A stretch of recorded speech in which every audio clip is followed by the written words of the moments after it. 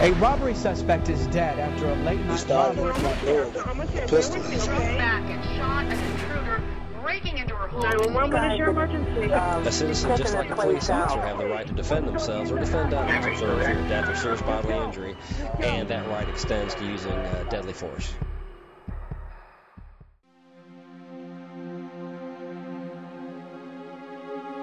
If we were in the city, you expect things like that to happen. It's a dangerous place, you know, those things happen to people. But here, you don't think that's going to happen. We would never have left him alone, even as a 16-year-old, if we had thought something like this was going to happen. Here he's home thinking we're coming home, and all of a sudden it turns into a strange situation. And that's when you hope you've taught them enough to deal with that. So there we get that phone call, that awful phone call that just, as a parent, you just get this sick feeling in your stomach.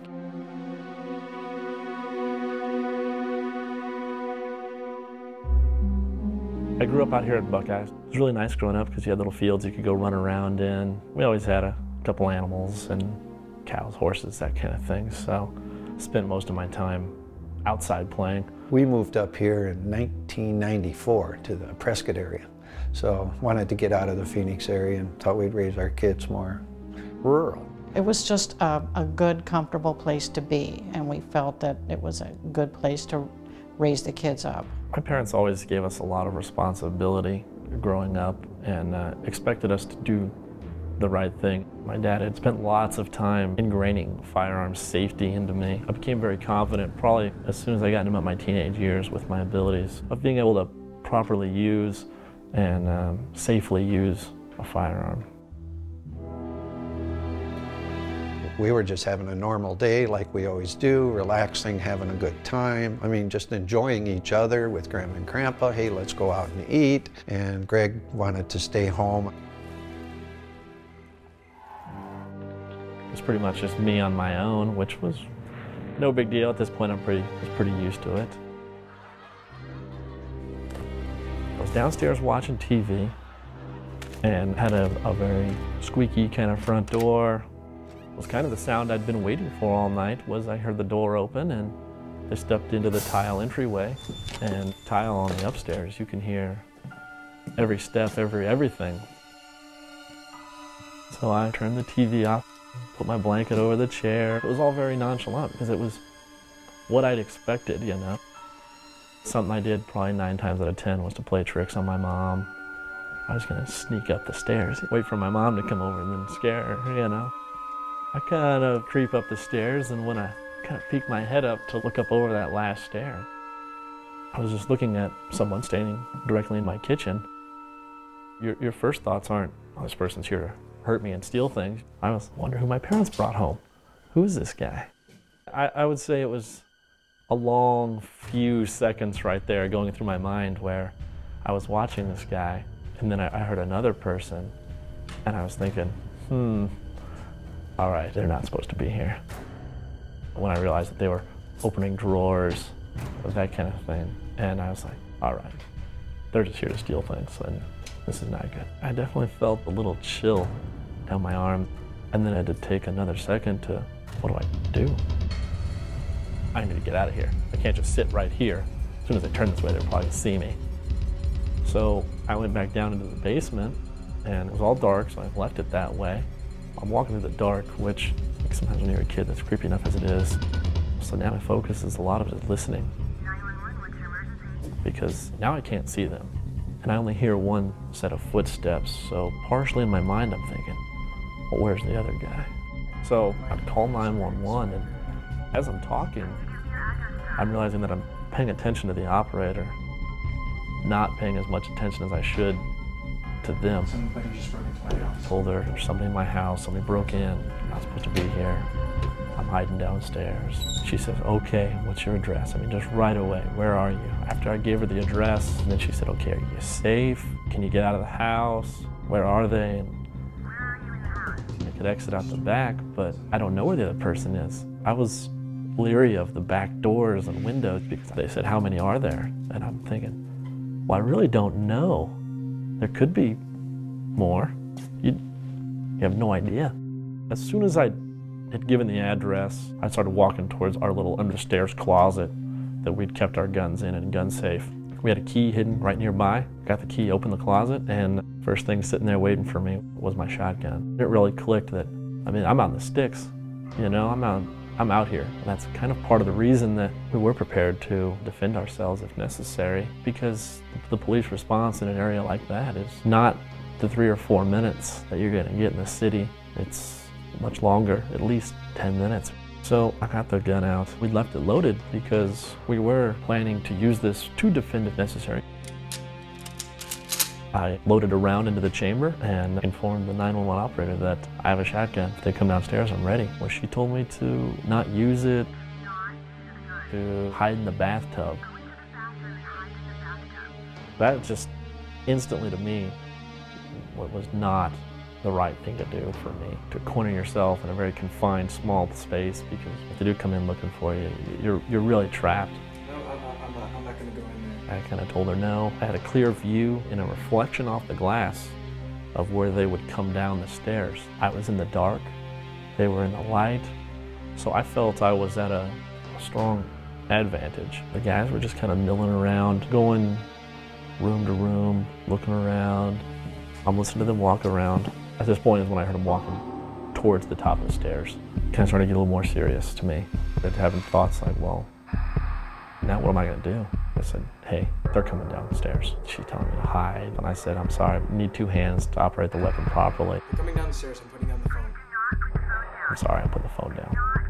I set the phone down on a little shelf next to me and listened to the one guy coming down the stairs.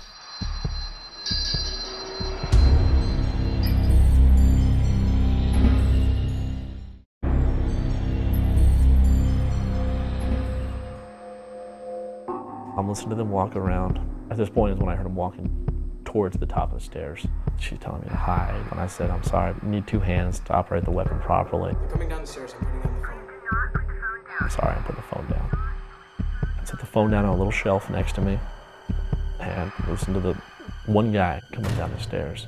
There's a little landing with a turn. As soon as he got there, the light became behind him and it cast that shadow on the wall. Very, very eerie. It just got real and I realized, okay, he's literally 5 steps away from access to me. You know, I gotta stop this right now. So I yelled, don't come down, I got a gun, don't come down here, get out of here. The police are on their way. I've called the cops, and the guy just kind of just froze for a second. Probably surprised. He kind of tried to hide himself up against the wall, which I could still see his shadow clearly, but he wasn't leaving, which now I'm getting more nervous, more anxious, a little bit of a standoff. He's thinking there's just some kid down there, 16, squeaky voice, and he'd kind of come down another stair or 2 throughout the yelling, slunk up against the wall a little bit. Now he's about 3 steps from a corner where he enters the room. I can see the edge, like his shoulder, the front of his chest, in the reflection of the window. He's still standing there, no intention of leaving. He's coming in that room to hurt me. That's the only reason he would be coming. I mean, he's got a gun. That's very apparent at this point. I kind of started to realize what's gonna have to be done. I'm gonna have to defend myself from this guy. It was a few steps for him to get to where I was. He rounded the corner very rapidly, like a little sprint, a little jump. I pretty much started shooting. Shot a couple rounds off real fast. He stopped probably within an inch or 2 of these bullets. I was extremely disoriented at this point. All the sound was very contained. There's smoke, smell the gunpowder, very disorienting. I'm looking to see, where is he? Part of me expected to see him laying there maybe. When I realized that he's not lying there, I did not hit him. Now where is he at this point?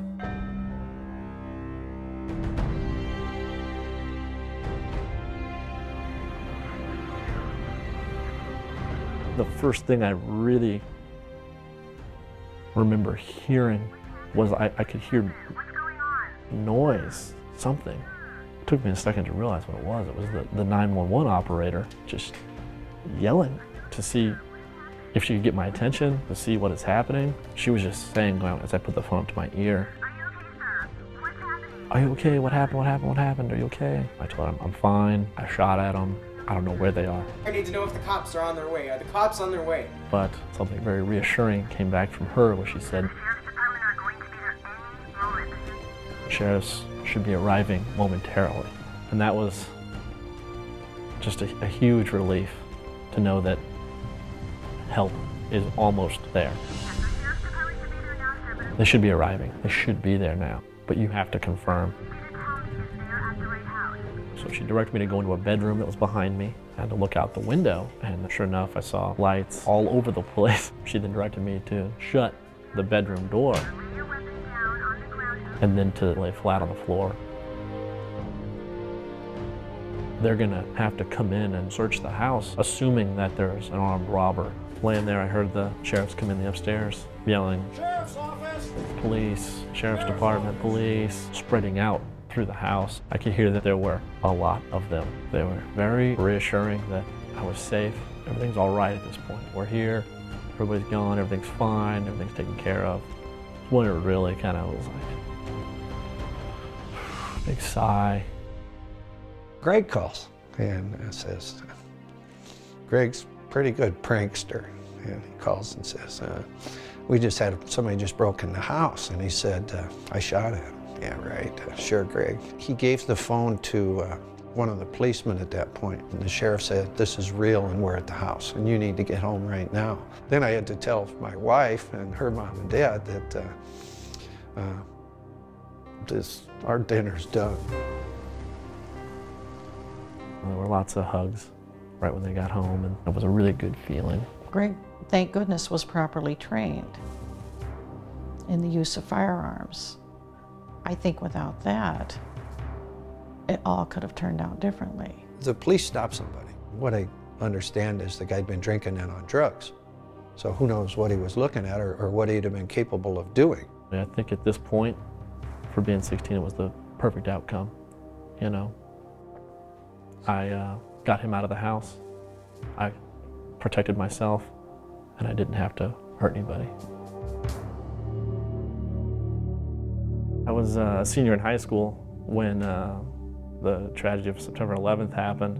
Just kind of sparked the feeling of needing to do something about it. I grew up very patriotic, and I felt that the Air Force was maybe a way that I could make a difference. I came in as a meteorologist, working with a wide range of Air Force, Army, Navy customers. Here at Luke, we train F-16 pilots, and we train pretty much all of them for the Air Force. It's fun watching your kids grow up to be good leaders. He's very well respected in his office, and he's very well respected for his skills in weather. It has brought out his leadership skills. He's a man of integrity and honesty. He's got principles, and this just brought it all out, I think, being in the military. I'm a firm believer in being able to arm yourself and be able to protect your own property and your family, most importantly. The greatest decision I ever made was to join the Air Force, and our job is to ultimately support and defend the Constitution of the United States and those rights. You know, that's a really powerful thing. I'm very proud that I do that now.